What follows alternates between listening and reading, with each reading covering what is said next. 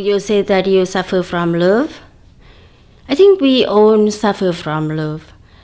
One interesting thing is that when love comes, it seems like we have a flood of energy, and it seems like the chemical and the biology acts by itself, and it draws our mind into that. I saw it, but sometimes I can't escape from it. And that's the reason why I think about kind of good pains or challenges in order to help me not to get lost in certain kind of emotion, especially strong emotions. Actually, I can tell you right now, I'm still experiencing some of these attachments. I hope that people sometimes see, oh, Carlos or somebody else is a teacher, and a teacher's already fixed everything in their life, and they attained something. No. When I was younger and I would look at my teachers, I would always think, oh, these are some perfect people. That's my mistake. Okay? So I can tell you right now that this very period of my life, I am going through some love situation where, I love this person. Oh, but this person maybe doesn't love me like I love them. And maybe he will leave me. And I don't want that. And what should I do? Oh, I'm too strong. All this I've experienced very recently. Very recently. And I look at that, and maybe intellectually I can say, oh, this is just attachment. I should let it go, blah, blah, blah, blah, blah. But it's very real. So instead of trying to fight it, I keep looking at it and accept it and let it be. It will change. At some point, something will shift. And if it ends, everything ends. So when it ends, maybe I suffer from that. That's okay. Then that also will change. So I'm not afraid of the turmoil of love. I'm not trying to push it away. I'm not trying to move to a monastery in the mountains to run away from that and become a monk and say, I can't have love because love is like a poison or it's attachment and I want to let go of attachment. What I try to do during the whole time is keep reminding myself of what we call small love and big love. Small love holds on to and doesn't want to let go. Big love lets go and always thinks about what's better for the other person. How can I help them? Or both of us. How can we both of us be more harmonious instead of just what I want? And sometimes my small love grabs on, but because of my practice, I notice when I grab on. So I try to keep letting go. I try to keep letting go. But I'm a human being, and I feel myself lucky that I'm going through all of this. Sometimes painful, sometimes it doesn't taste good, sometimes my mind can say, you've been practicing meditation for 20 years, shouldn't you just let go? That's bullshit. I'm still a human being, and I can recognize the process, and I know it's going through it, and I know it will change. Everything always changes. But we have choices, right? We have a choice to go into that relationship or we don't. Sometimes we do, sometimes we don't. Sometimes we think we do. Sometimes you say, I can always go, I can go left, I can go left, and I can go left, but you go right. So after you're on the right, you're right on that side, did you have a choice? Well, you did. But now you're here. So what do you do now? Okay. Definitely doesn't help to go back and say, I should have gone left if I had only listened. Or have your family or your friends tell you, you should have, you should know better. That doesn't help. So what I said is, we have choices, but their choices can become more clear when we are present 100%.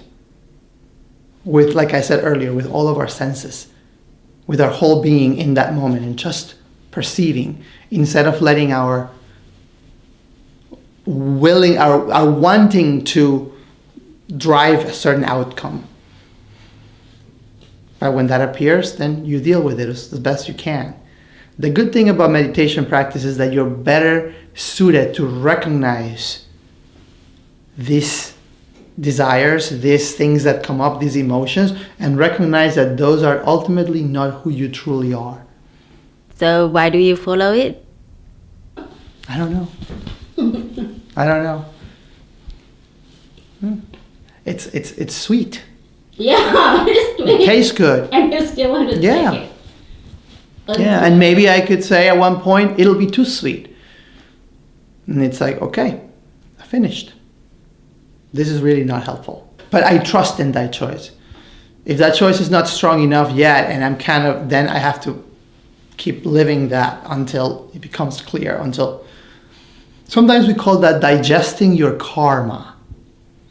So in Buddhism, we talk a lot about karma. That means karma is like your habits of mind, your patterns, which then get reflected into your situations moment to moment. So right now, my karma is that I met this person and we're in this relationship and I hold on and I push and I let go and we're dealing with all of this. Sometimes we just have to digest it. Kind of like when you eat a big meal and it's in your stomach and maybe it tasted good at the beginning and then it's like, oh, all that is not so pleasant sometimes. But at some point, gets through. So I'm not afraid. I'm not worried about digesting my own karma. That's the thing. How can we experience it in the way we digest it, but not create the deeper pattern for the future? That's Practice. The thing. Because practicing will always help you recognize how you keep creating more and more of this pattern, or how you can just keep letting them go. So yes, I am going through this, but I keep telling myself, put it down. Let it go. Let it go. How do you let go when you are in relationship, for example? Moment to moment. What kind of behavior? Well, for example, it could be something as simple as my mind comes like, what is he doing right now? Is he thinking about me? Is he thinking that it should be over? Or that type of thinking can appear out of nowhere. So I can look at it and be like, psh, just return to your breath. Return to this moment. And it's going to come back up and then return to this moment. Just, that's something like that. Or let me look at my phone. Do you hear, right? Oh, why is he not responding? Oh, no, let it go. Just be now, be here. Then the emotion will become less and less. Maybe. But don't forget, everything is always changing. And then maybe there's been time in my life where I no love, nothing happening like that. Okay, that was that time, but that time also changed. And this time will also change. Yeah, so how we experience is important. Right, just learn to trust this moment. If you really return to this moment, everything I was talking about, my relationship and this love, it actually does not exist. Where is it? Show it to me. Who knows what will happen the next moment, right? Next moment, right? He might be dead right now. Or I might die in this interview. Come on. Absolutely. How can love bring happiness but not misery? I think when you are fully engaged in this concept of big love, not small love. Small love means grasping, holding, wanting for myself.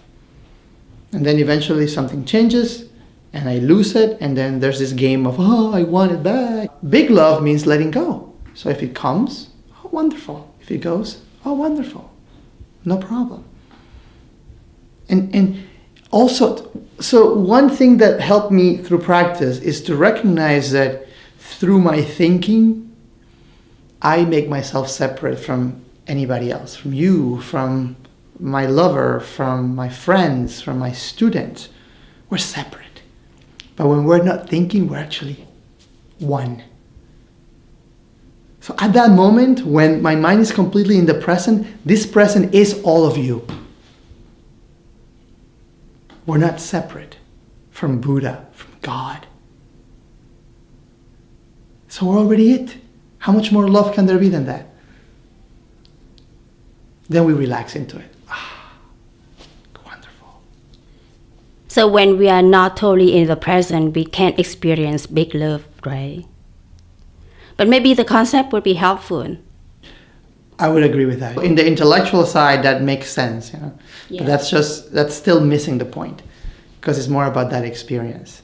So if someone wants to experience big love, they have to come to practice first. I think that many people experience big love all the time. Big love all the time. Every time that a mother sees their child and just hugs them, and there's no "I am your mother hugging you" child. It's just that action. It's maybe you are walking down Central Square and a kid or an old lady falls, and you just react and you help. That's big love. Somebody comes in and smiles at you, and there's no, oh, that person smiled. You don't have to go through some intellectual process to analyze what just happened. You're just there. Yeah, those are all phases of big love. So no, you don't actually have to come to the Kindred Zen Center and say a retreat, but it definitely helps to recognize that in everywhere we are, not just in certain situations. It's common practice. It really helps. Sometimes a teacher told me that your practice is like the tides. When your practice is strong and the tides rise, all boats in the bay come up with it. So you can think of the boats in the bay like your family, your friends, your lovers, your neighborhood, and so on. Famous teacher said, if one mind is not clear, the whole universe is not clear. If one mind is clear, the whole universe is clear. Very interesting teaching. Kind of points to make sure that you wake up to your true nature, moment to moment. Best way to help this world.